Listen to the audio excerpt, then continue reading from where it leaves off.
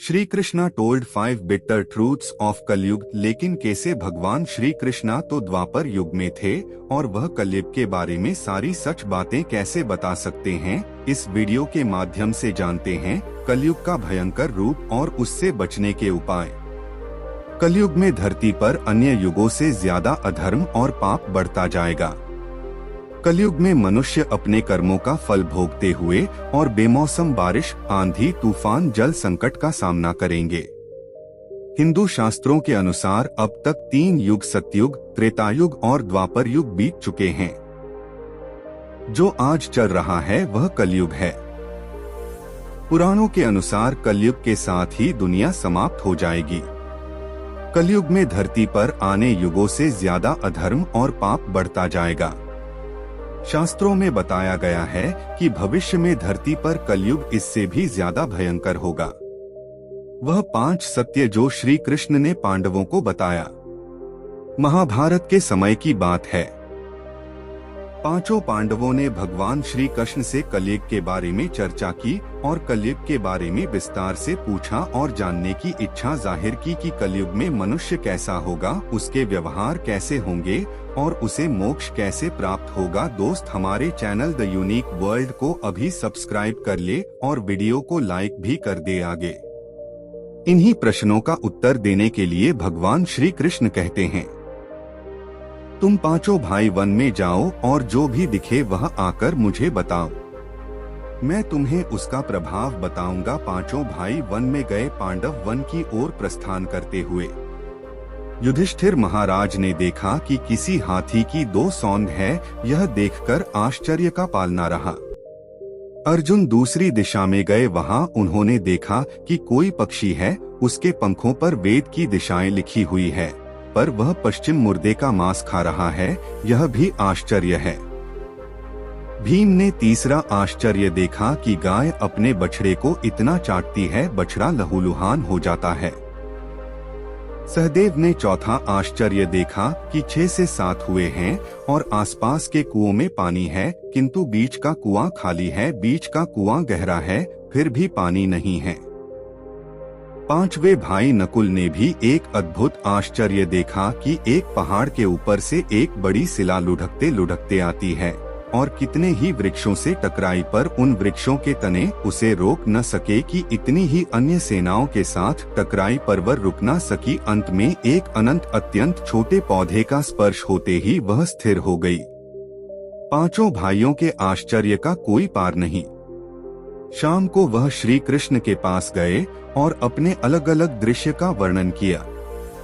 युधिष्ठिर कहते हैं, मैंने 2 सूंड वाला हाथी देखा तो मेरे आश्चर्य का कोई पार न रहा। तब श्री कृष्ण कहते हैं, कलयुग में ऐसे लोगों का राज होगा जो दोनों ओर से शोषण करेंगे, बोलेंगे कुछ और करेंगे कुछ और। ऐसे लोगों का राज होगा। इससे तुम पहले राज्य कर लो। अर्जुन ने आश्चर्य देखा। पक्षी के पंखों पर वेद की ऋचाई लिखी हुई है और पंछी मुर्दे का मांस खा रहा है। श्री कृष्ण कहते हैं, इसी प्रकार कलयुग में ऐसे लोग रहेंगे जो बड़े बड़े पंडित और विद्वान कहलाएंगे, किंतु वह यही देखते रहेंगे कि कौन सा मनुष्य मरे और हमारे नाम से संपत्ति कर जाए। संस्था के व्यक्ति विचार देंगे कि कौन सा मनुष्य मरे और संस्था हमारे नाम से हो जाए। हर जाति धर्म के प्रमुख पद पर बैठे विचार करेंगे कि कब किसका श्राद्ध हो। चाहे कितने भी बड़े लोग होंगे, किंतु उनकी दृष्टि तो धन के ऊपर, मांस के ऊपर ही रहेगी।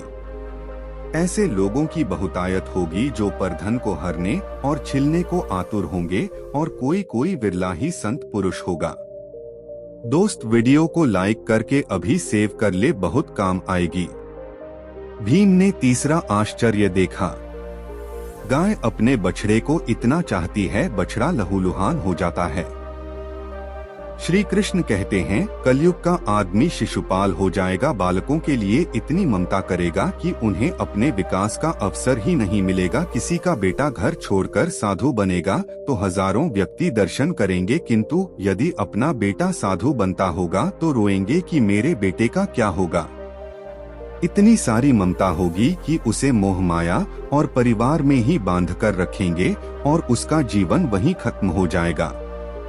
अंत में बेचारा अनाथ होकर मरेगा। वास्तव में लड़के तुम्हारे नहीं हैं, वह तो बहुओं की अमानत है। लड़कियां जमाईओं की अमानत है और तुम्हारा यह शरीर मृत्यु की अमानत है। तुम्हारी आत्मा परमात्मा की अमानत है। तुम अपने शाश्वत संबंध को जान लो बस। सहदेव ने चौथा आश्चर्य देखा।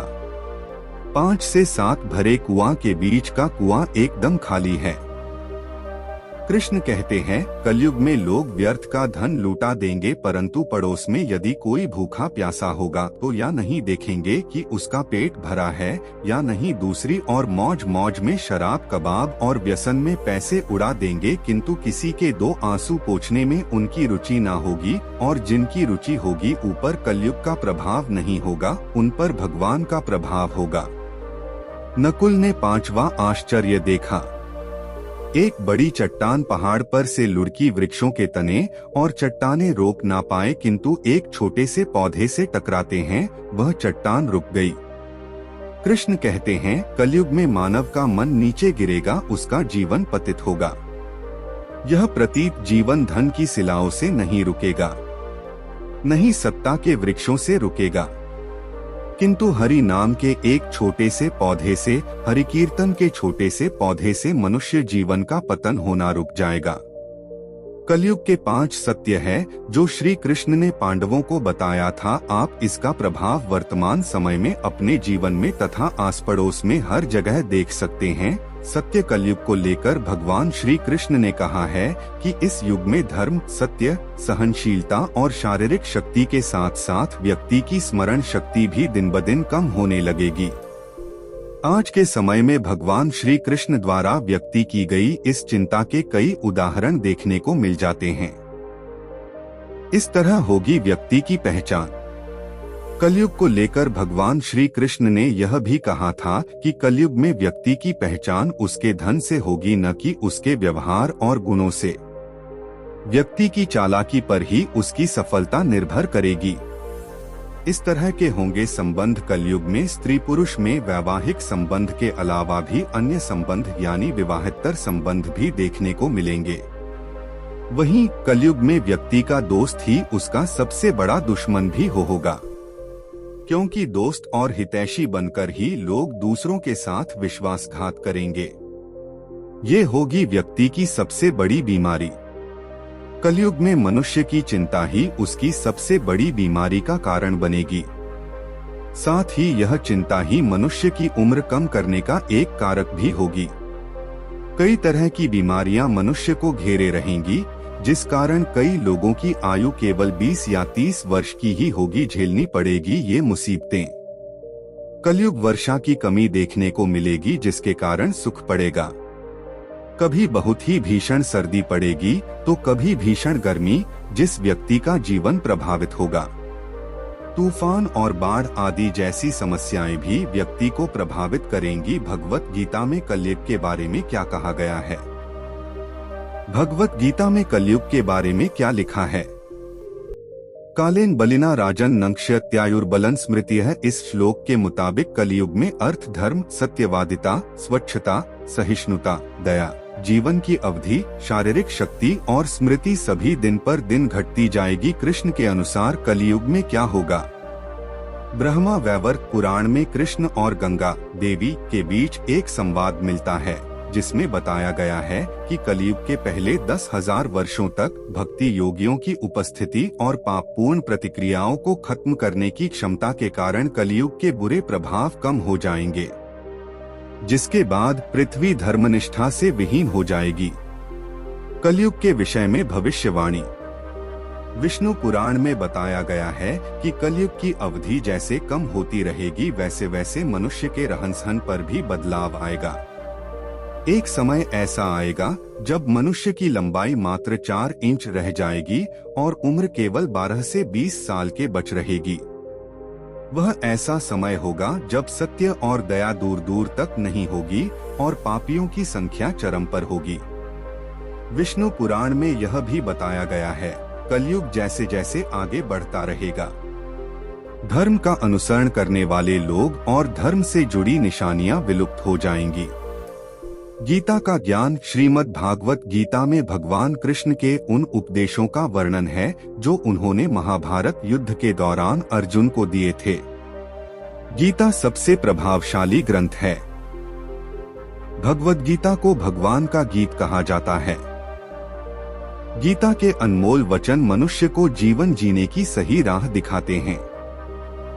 गीता जीवन में धर्म, कर्म और प्रेम का पाठ पढ़ाती है। गीता संपूर्ण जीवन दर्शन है और इसका अनुसरण करने वाला व्यक्ति जीवन में कभी निराश नहीं होता है। गीता में श्री कृष्ण ने अनमोल वचन दिए हैं। श्री कृष्ण के अनमोल वचन। गीता में श्री कृष्ण कहते हैं कि श्रेष्ठ समय के लिए बुरे समय से लड़ना पड़ता है। इसलिए बुरा समय आने पर व्यक्ति को कभी भी धैर्य नहीं खोना चाहिए। श्री कृष्ण कहते हैं कि हाथ पर हाथ रखकर सही समय की प्रतीक्षा करना मूर्खता है। सही समय तभी आएगा जब आप उसे बनाने के लिए प्रयत्न करेंगे। गीता में लिखा है कि केवल डरपोक और कमजोर लोग ही चीजों को भाग्य पर छोड़ते हैं, लेकिन जो मजबूत और खुद पर भरोसा करने वाले होते हैं वे कभी भी नियति या भाग्य पर निर्भर नहीं रहते। श्री कृष्ण का कहना है कि कभी भी जीवन में आने वाली मुश्किलों से घबराना नहीं चाहिए। मुश्किलें केवल बेहतरीन लोगों के हिस्से में आती है, क्योंकि वही लोग उसे बेहतरीन तरीके से अंजाम देने की ताकत रखते हैं। अक्सर व्यक्ति उन चीजों को महत्व नहीं देता है जो उसे आसानी से मिल जाती है। खो देने के बाद ही व्यक्ति को समय, व्यक्ति और संबंध के मूल्य का आभास होता है। श्री कृष्ण कहते हैं, शरीर नश्वर है पर आत्मा अमर है।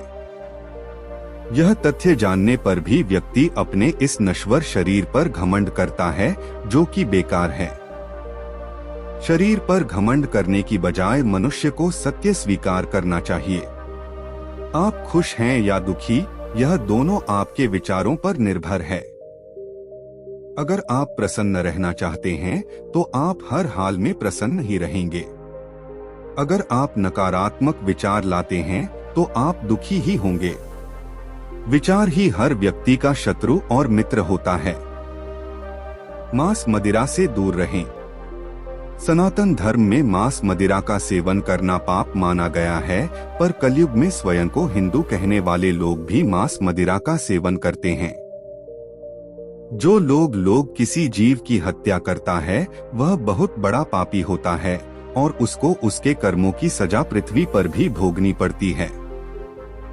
इसलिए यदि आप कलयुग से बचना चाहते हैं तो मांस मदिरा का सेवन न करें और सात्विक बन जाएं, ताकि प्रभु आपको उनके कमल चरणों में जगह दें और जब तक आप जीवित हैं आपकी हर समस्या से रक्षा करें। जो व्यक्ति मांस मदिरा का सेवन करता है उसकी पूजा और दान भी ईश्वर स्वीकार नहीं करते हैं। आदर करना न छोड़ें।